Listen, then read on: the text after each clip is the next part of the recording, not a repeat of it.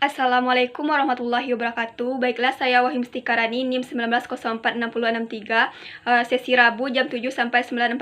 Di sini saya akan menjawab pertanyaan UAS kita. Yang pertama, pertanyaannya adalah kenapa hubungan perdagangan Nusantara dengan India, Cina, dan Arab mampu bertahan dalam hubungannya baik dan membawa kemajuan peradaban di Nusantara. Sementara masuknya bangsa Barat yang mengklaim dirinya sebagai pemilik peradaban justru memperondak-perondik Nusantara sehingga seolah Nusantara memasuki era kegelapan. Jadi seperti yang kita ketahui bahwa bangsa Arab, India, dan Cina itu masuk ke Nusantara, para pedagangnya itu dengan tujuan untuk menyebarkan agama Islam. Mereka itu datang ke Indonesia atau ke Nusantara dengan cara yang damai, dengan cara yang damai hanya untuk melakukan kegiatan perdagangan dan menyebarkan agama Islam pada saat itu, bukan untuk berkeinginan untuk menguasai Indonesia atau untuk memperebut hegemoni di Indonesia itu sendiri. Kemudian sementara bangsa Barat itu datang ke Indonesia justru membawa peradaban yang gelap bagi Indonesia, disebabkan karena bangsa Barat itu datang ke Indonesia dengan tujuan untuk melakukan perebutan hegemoni di Indonesia. Seperti yang kita ketahui bahwa Indonesia itu adalah merupakan negara yang memiliki kekayaan alam yang begitu banyak seperti rempah-rempah, yang mana rempah-rempah itu merupakan komoditi utama yang sangat laris dan sangat dibutuhkan oleh bangsa Eropa pada saat itu. Kemudian dengan tujuan bangsa Eropa datang ke Indonesia untuk mencari rempah-rempah atau menguasai rempah-rempah atau melakukan perebutan hegemoni ini, membuat masyarakat Nusantara ini benci dan sesara akibat adanya hal-hal atau tindakan-tindakan perebutan hegemoni yang dilakukan oleh Belanda itu sendiri. Jadi pada intinya pada intinya para pedagang dari Arab, India, Cina datang ke Indonesia dengan cara damai. Mereka dengan tujuan untuk berdagang dan menyebarkan agama Islam tanpa sekali bukan untuk melakukan perebutan hegemoni atau merempas kekayaan alam Indonesia. Sementara Belanda itu sendiri atau bangsa Barat itu sendiri datang ke Indonesia dengan tujuan untuk memperebutkan kekuasaan atau kekayaan alam yang ada di Indonesia dengan yang kita kenal dengan perebutan hegemoni di Indonesia. Itulah yang membawa Nusantara memasuki era kegelapan, yang mana segala sesuatu itu diambil alih, dilakukan kegiatan monopoli oleh pedagang dari bangsa Barat itu sendiri. Pertanyaan kedua, dari perjalanan yang dilakukan Belanda VOC terhadap wilayah kerajaan Nusantara, analisis apa strategi yang dilakukan Belanda untuk menanamkan kekuasaannya? Analisis strategi-strategi yang dilakukan oleh Belanda dalam menanamkan kekuasaannya pada kerajaan-kerajaan Nusantara melalui Belanda itu berusaha melakukan kerjasama dengan pihak-pihak kerajaan atau raja di kerajaan-kerajaan Nusantara. Kemudian Belanda itu berusaha melakukan politik adu domba dengan cara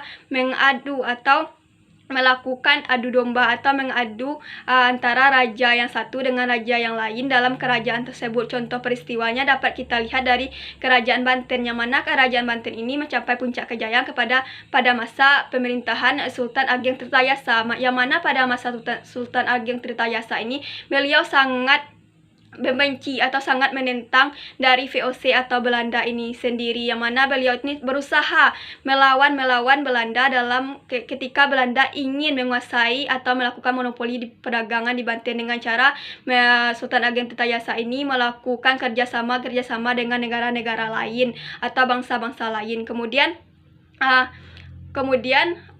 hal lain yang dapat kita dengan ketidakmampuan dari VOC atau Belanda dalam melawan Sultan Ageng Tirtayasa ini, kemudian tidak berapa lama terjadi pembagian kekuasaan antara politik dalam negeri dan politik dan luar negeri, yang mana politik luar negeri ini diatur oleh Sultan Ageng Tirtayasa, sementara urusan dalam negeri diatur oleh anaknya bernama Sultan Haji. Jadi dengan adanya pembagian kekuasaan ini diketahui oleh Belanda. Jadi Belanda ini memanfaatkan kondisi ini, yang mana Belanda ini berusaha untuk melakukan politik adu domba antara Sultan Ageng Tirtayasa bersama anaknya dengan Sultan Haji dengan cara menghasut Sultan Haji agar melakukan peperangan atau menyerang ayahnya sendiri, yaitu Sultan Ageng Tirtayasa. Kemudian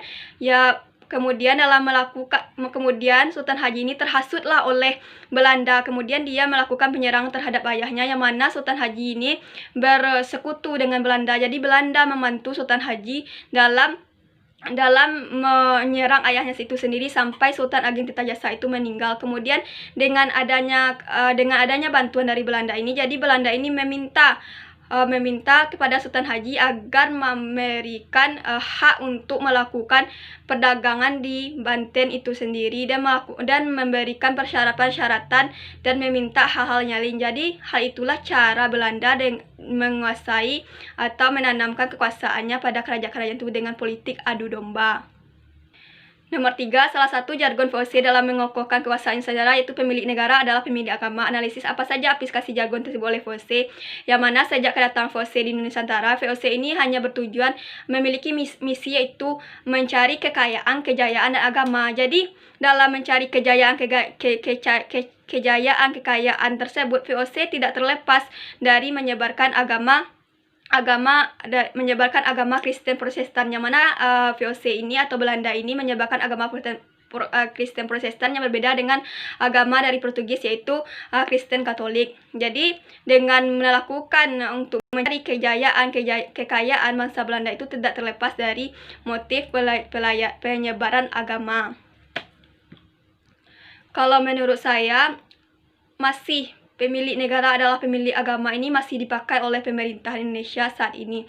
Yang mana contohnya kita lihat dari partai politik, yang mana partai-partai politik ini pendukungnya itu berbeda-beda. Misalnya dari politik Islam itu ini partai ini, dan dari partai lain ini. Jadi mereka itu selalu melihat dari kepercayaan. Oh, ini adalah partainya Islam, ini adalah partainya ini. Jadi itu masih dipakai oleh Indonesia. Pemilik negara adalah pemilik agama. Jadi kalau di Indonesia saat ini pemilik mayoritasnya agamanya Islam. Jadi pemimpinnya ini adalah agama Islam. Jadi Islam ini selalu menang di Indonesia itu sendiri. Pertanyaan nomor 4, Kesultanan Aceh Darussalam merupakan satu-satunya kerajaan yang tidak terpengaruh oleh hegemoni VOC. Analisis apa yang membuat kerajaan Aceh semakin hebat dan tangguhnya? Yang menyebabkan Aceh ini susah ditaklukkan oleh Belanda karena Aceh ini sangat berpegang teguh kepada hukum agama Islam atau kepada Islam, yang mana yaitu Al-Quran dan Hadis. Kemudian di Aceh itu terdapat para ulama yang menyebarkan agama Islam. Ulama itu bukan berperan menyebarkan Islam saja, tetapi ulama ini mampu membuat atau menyatukan masyarakat Indonesia itu sendiri. Agama Islam ini adalah agama yang damai. Kemudian VOC itu selalu gagal dalam menguasai menguasai Aceh itu karena pada awalnya memang Islam ini menjadi penghalang cita-cita bangsa Indonesia cita-cita Belanda di Indonesia, terutama di Aceh ini, karena kurangnya kemampuan atau pemahaman bangsa Belanda ini terhadap politik Islam Aceh itu sendiri, atau kurangnya kemampuan Belanda terhadap ilmu pengetahuan tentang Islamnya itu kurang, sama sekali tidak ada. Kemudian sejak datangnya Snok Hogranje ke Indonesia, terutama di Aceh, jadi beliau itu berusaha mempelajari tentang politik Islam di Aceh itu sendiri dengan cara berpura-pura masuk Islam di Aceh. Kemudian dari sanalah beliau belajar bagaimana politik Islam Aceh ini dan mana kelebihan-kelemahan dari Islam itu sendiri. Jadi alasan kenapa Aceh itu susah ditaklukkan oleh Belanda karena Belanda itu kurang memiliki pengetahuan tentang Islam. Sementara Aceh ini merupakan daerah yang memiliki atau menganut Islam, hukum Islam yang sangat tangguh berdasarkan ajaran agama dan Al-Quran. Kemudian Aceh ini memiliki kekuatan militer yang tinggi dan mampu melakukan kegiatan bergerilya. Kemudian masyarakatnya yang selalu bersatu dan tangguh atas dasar ajaran Islam itu sendiri. Nomor 5, belajar sejarah untuk memperoleh makna. Apa makna yang bisa kita uraikan dari materi perkuliahan sejarah Indonesia zaman pengaruh Islam ini? Jadi maknanya dari pembelajaran Islam ini, saya ini mampu mengetahui bagaimana proses masuk atau berlangsungnya Islam di Nusantara sampai Islam di Indonesia ini mayoritas dianut oleh masyarakat Indonesia pada saat sekarang ini. Kemudian kita dapat mengetahui bahwa Islam itu adalah agama yang damai. Kemudian kita bisa melihat bagaimana proses tantangan yang dihadapi oleh Islam yang dihadapi oleh Islam di Indonesia itu sendiri sampai Islam ini mampu berkembang sangat maju di Indonesia pada saat sekarang ini. Kemudian dengan mempelajari sejarah Indonesia zaman pengaruh Islam ini, kita dapat mengetahui bagaimana bentuk-bentuk kerajaan atau perjuangan para raja-raja atau kerajaan Islam terdahulu dalam memperjuangkan Islam ini yang sangat tangguh. Sekianlah UAS saya. Terlebih dan kurangnya saya mohon maaf. Assalamualaikum warahmatullahi wabarakatuh.